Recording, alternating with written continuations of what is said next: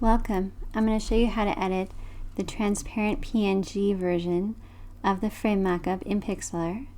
First, go to pixlr.com in any web browser, pixlr.com. It's going to give us a couple options. We'll choose Playful Pixlr X, and then we want to click on this Open Image button to open the mockup.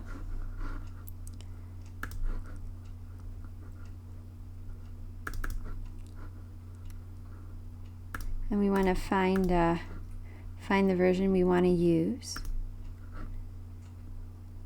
We'll just click that version and then click Open. It's going to give us a message asking us if we want to size the mockup down. We don't. We'll just click Original to open the original size. And you'll see it loaded the mockup with the transparent area inside the frame, which is where we're going to paste our design. To open our design, we just want to click this little icon at the bottom of the left-hand side here that says Add Image when we hover over it. It's going to give us several options for adding the image. So we'll click Browse to open it from our computer.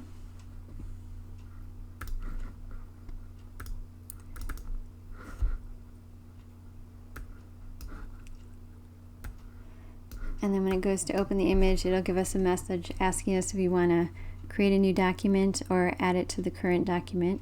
We'll click Add Current. And now it's going to paste that on top. If we want to size it down, we can just hold down the Shift key and click on any of the four corners and just drag it in to make it smaller or out to make it bigger. And when we've got it sized about right, we can click and drag to move it in place. And now we want to drag it behind the other layer.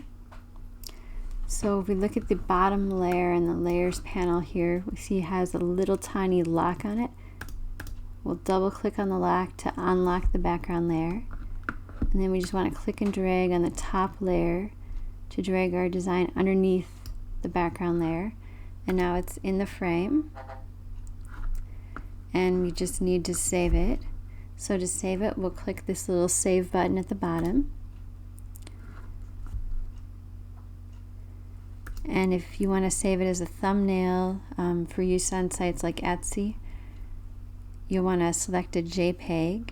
I would change the quality to 100, make sure it's on high, and then just click Download.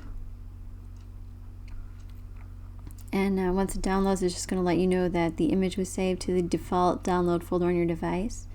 And it'll also give you the option to change where that folder is. So please let me know if you have any questions by messaging me at melissabmockups.com.